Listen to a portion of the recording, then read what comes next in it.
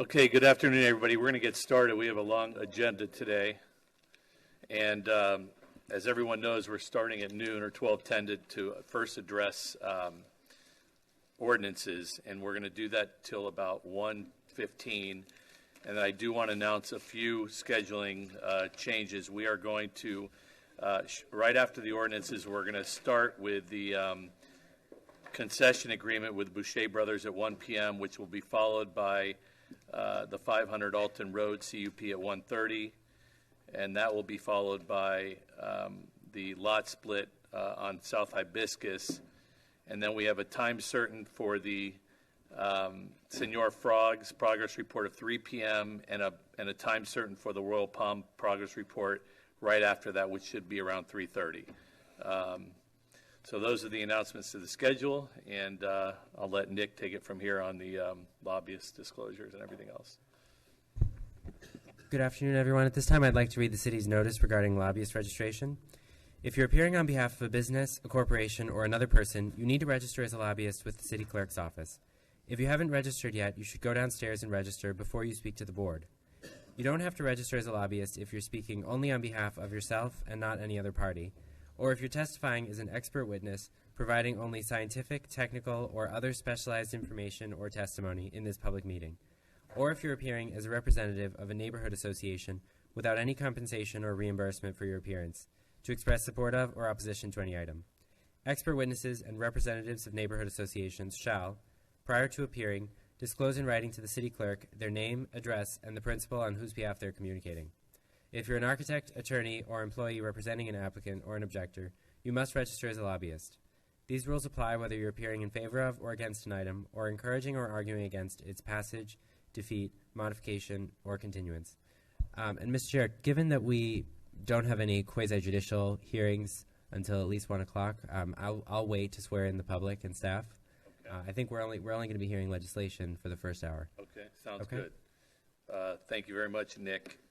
Couple quick things before we get to the ordinances. Can I have a motion to approve the minutes from last meeting from somebody? Okay, Mark, David, second. All in favor?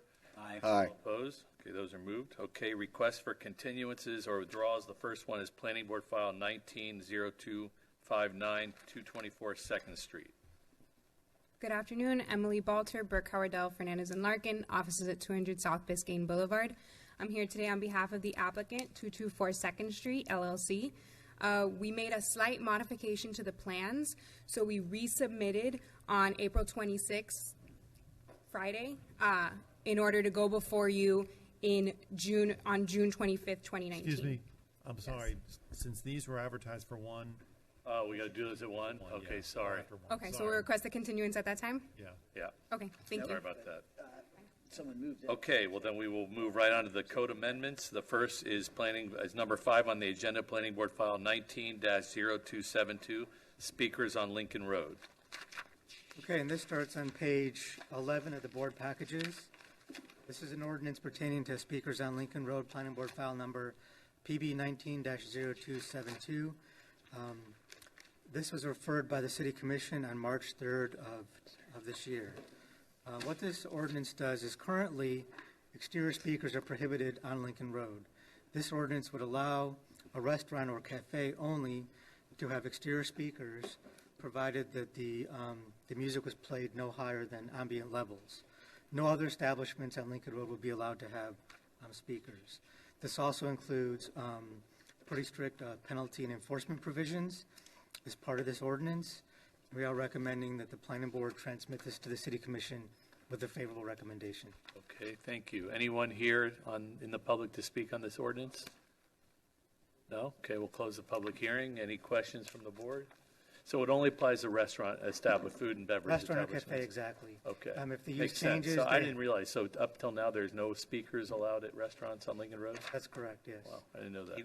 Even through a conditional use permit, because I know that we heard a second level restaurant on Lincoln Road, Meridian in Lincoln, and we permitted exterior speakers there through a CUP process. There was an ordinance amendment in it was either 2014 or 2015 that prohibited speakers. Before that, you had to get a certificate of appropriateness, but that ordinance just banned them outright. some of the restaurant venues got together and said, look, if we can do this in an orderly fashion, we'd like the ability to have speakers on Lincoln Road, subject to the C of A process, but for restaurants only, not for retail or any Right. other use like that. So this would remove that prohibition and allow, under limited circumstances, speakers. Well, I read through it. I think the restaurants there need all help they can get with the rent they're paying, so, and I think the protections are in place. So unless anyone has any questions for the staff? Someone want to move it?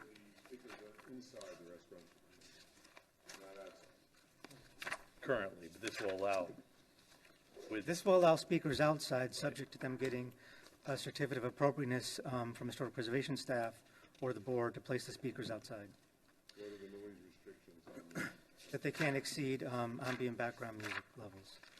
the famous ambient Yeah, level. that was the key word I was looking for, and there it is. So as long as that's the case, I think it'll be something enjoyable for the folks at the cafes. Obviously, if it's not enforced, it'll be bad. So. Right. Well, code. Because I think there could be a cacophony of sound going from one restaurant to the next. And I think that's a problem. As you walk down Lincoln Road, you're going to hear these various different levels of music for different tunes, and so I don't know if it's a good idea. I'm troubled by that. Well, obviously, it'll be subject to enforcement, but, you know, Yeah, but the the inherent protections nature, are in place if they're enforced. the Right, inherent, they're fines, right, there's fines if they Right. violate I know, but the inherent nature of the speakers, no matter what volume they are, these restaurants are pretty close to one another. So if you have the inherent nature of the music from the speaker, you're going to have a conflict of music as people walk down Lincoln Road. So I find that to be a troubling and distracting circumstance. What about the people that are renting sidewalk space from the city? Will speakers be able to be placed on city property, or will they need to be affixed to the actual building? If they were going to have speakers on public property, it would require Public Works approval, depending on the location. So if they can do some type of wireless speaker that's hidden within an umbrella, similar to the same way that you would put a lighting fixture, they might be able to do that. But it would require a Public Works right-of-way permit. Although there are systems that could be wireless, so, Yeah. you don't. And if Don't we want it to necessarily be need to. ambient, and, there's certain restaurants that have, a large area of coverage on Lincoln Road, then it would have to be a wireless to be ambient. I mean, just back to my concern, I've gone to Segafredo, and I know I'm listening to music at Segafredo. So were they exempt from this because they received their permit prior to that ordinance They're in allowed to have 2014? speakers, but they're not permitted to play the music above ambient levels. If they're playing above ambient levels, they're in violation. And then code will enforce that. How do you define ambient levels? That you can Normal hear, conversation. normal conversation won't be Cannot interrupted. interfere with normal conversation. But what about restaurants that are immediately adjacent to one another? Well, if it's ambient, that shouldn't be an issue. And by the way, just to interject, I'm just looking at the sidewalk cafe ordinance. Live entertainment and speakers are prohibited in the sidewalk cafe permit areas unless expressly permitted as in conjunction with a special event permit. So this is more about exterior areas on private property. I don't have any problem with the interior areas. That's not going to be an issue. But the exterior speakers are definitely going to be an issue. And And you're going to have the owners of different establishments complaining that the noise from the other establishment is interfering with their music and vice versa. And you're going to have pedestrians walking down the street listening to a variety of different music, some of which may be objectionable, some of which may be very pleasant.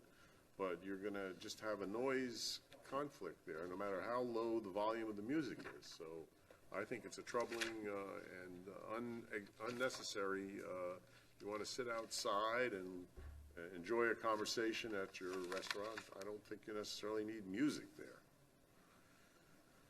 to your point, Nick, I think that the ambient music without a DJ wouldn't trigger entertainment. I stand to be corrected in that case.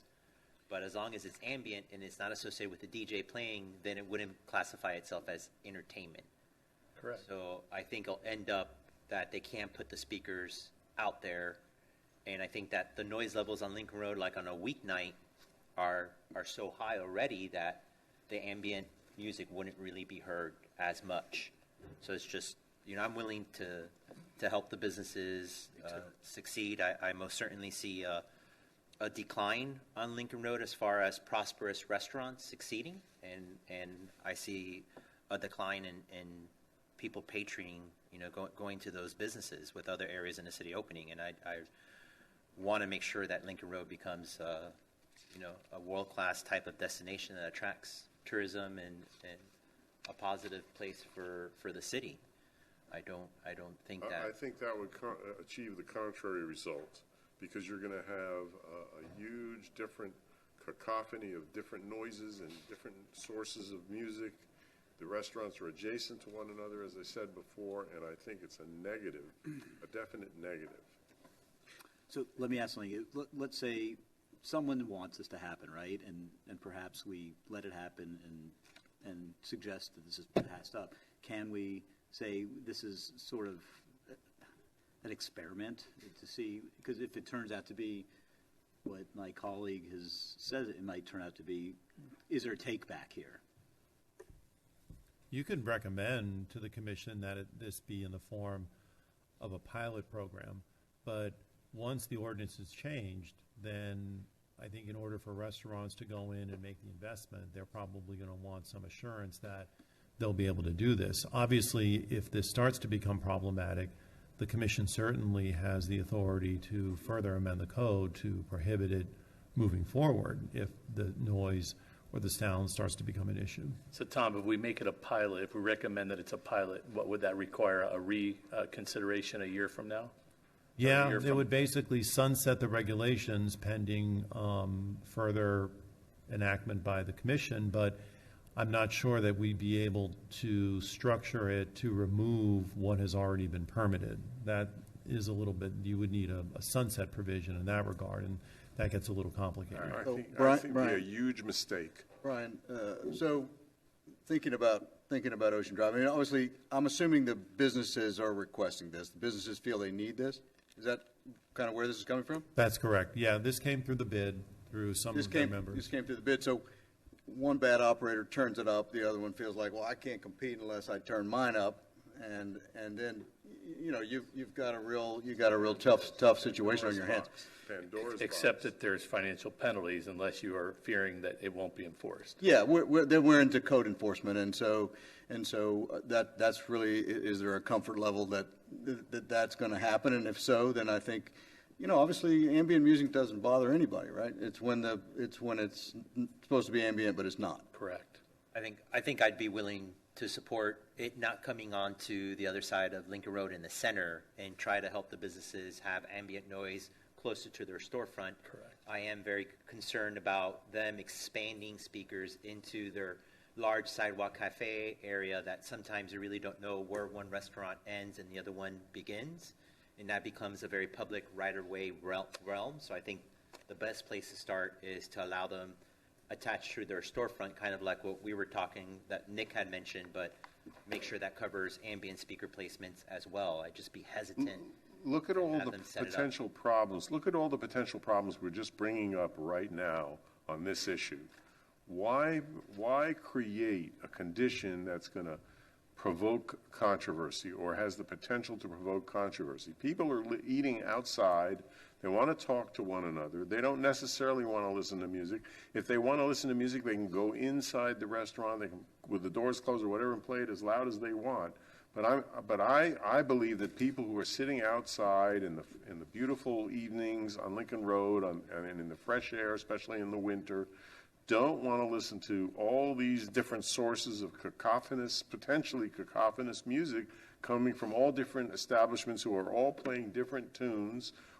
You're depending on the taste of the disc jockey or whoever's selecting the music. Yeah. It's a nightmare waiting to happen.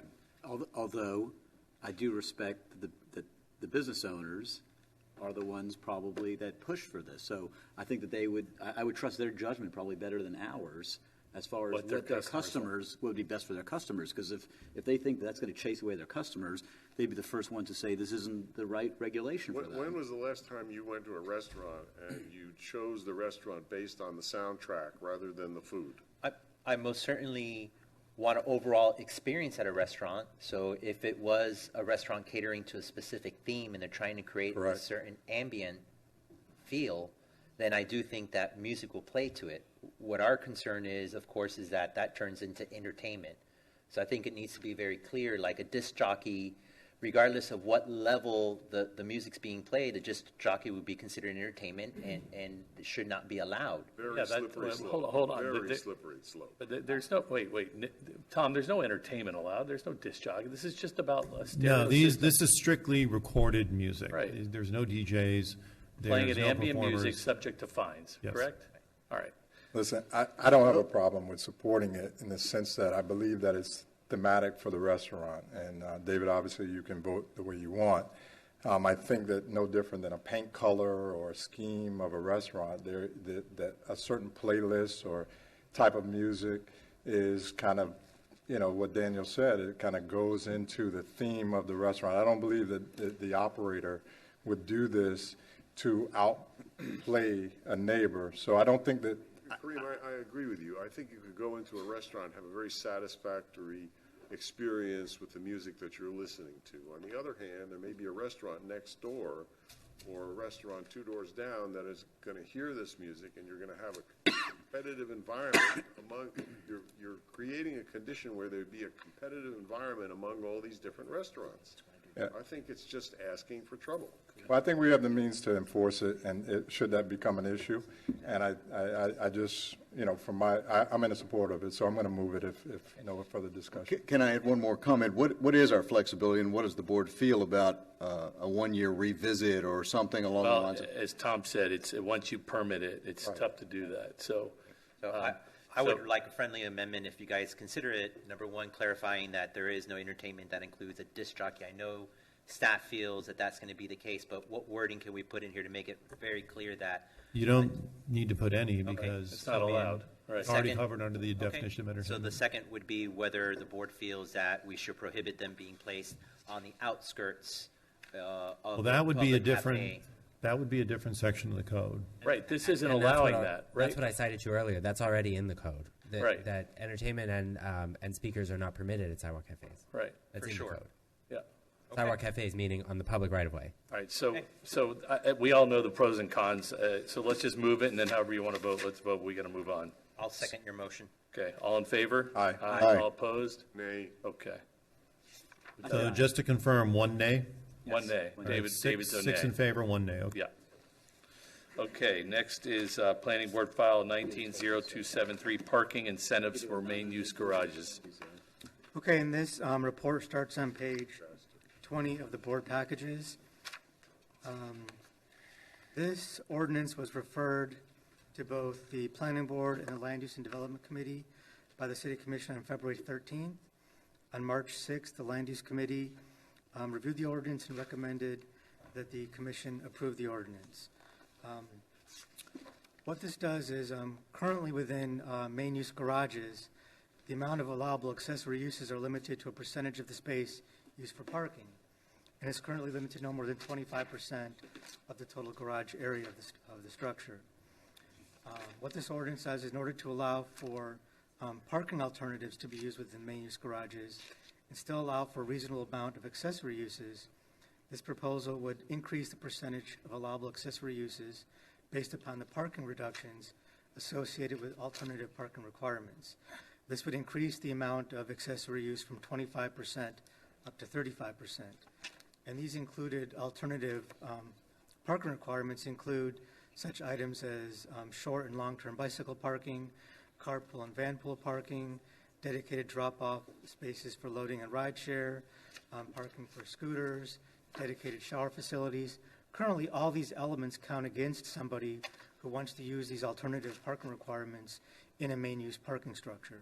So that's why they would still be considered part of the accessory elements in excess of the 25%, and that's the reason why we're recommending that accessory amount be increased to 35% for projects that are utilizing a certain percentage of those alternative parking requirements.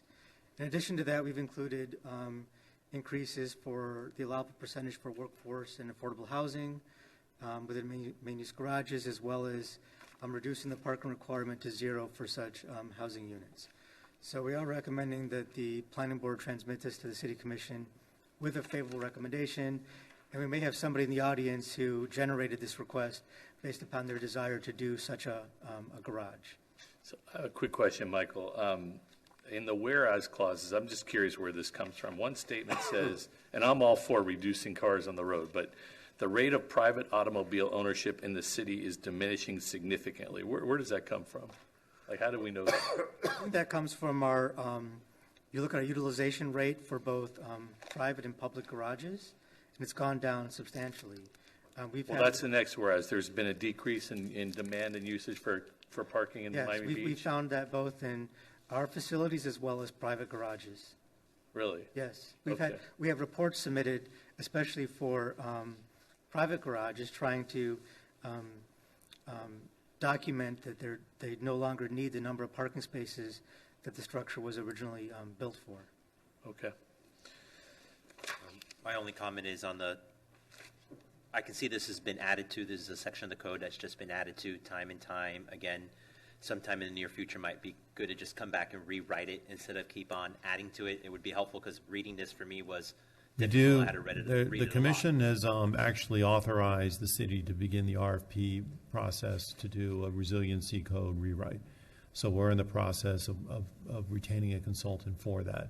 And this is one of many sections of the code that obviously needs some surgery in that regard.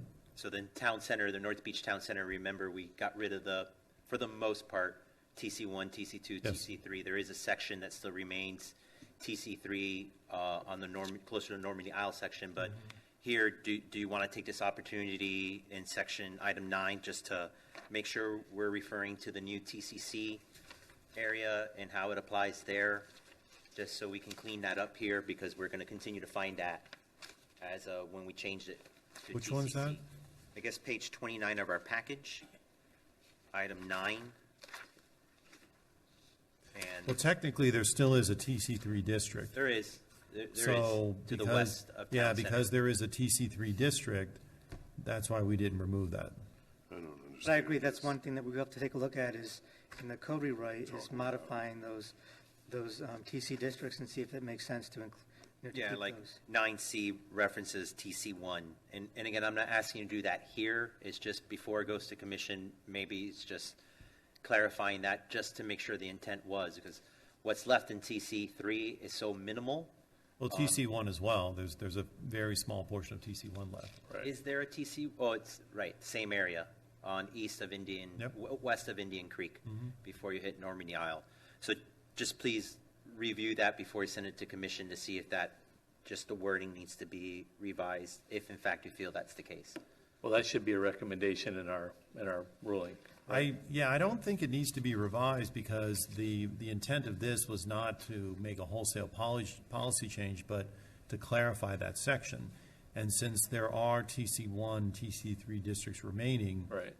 this wasn't meant to do an analysis of those remaining parcels. I think that would What's- have to be done as a code rewrite. So I guess what I'm saying is, what used to be TC1 that became TCC, we're not worried about making sure this applies to what's now known as TCC, since we developed a brand-new No, because development code for that's now, TCC. that's now parking district number 8 with a completely different set of Perfect. regulations. Thank you. I have All a right. question. Oh, you want to do that before you hear, you want a question on the, go ahead, go ahead. You want staff? Just a quick question for Tom, just so I understand, we're going, the proposal is to go from 15 to 20% on the one category and from 30 to 35% on the other. Well, no, you would be going from 25% to 30%, and then 25% to 35% of the other one if you have the corresponding percentage on the left. Okay. And is this roughly correlated with what you were just talking about as far as the drop-off in demand? Because I've heard these dramatic numbers as well, as far as the drop-off in demand for parking citywide. Does this roughly correlate there, or is this, is there a relationship there? I think it's completely independent. The idea here is that for garages that want to take advantage of alternative parking and provide parking for scooters and bicycle facilities, those are penalized now. Those are not actual parking spaces for vehicle. Right, but we're able to consider this, though, because of the drop-off I in guess because demand, more right? people are using alternative modes, Right. so this allows more This alternative incentivizes modes. alternative, but we have the luxury of considering it because parking demand Yeah, is there falling. right? is a correlation in terms of this being proposed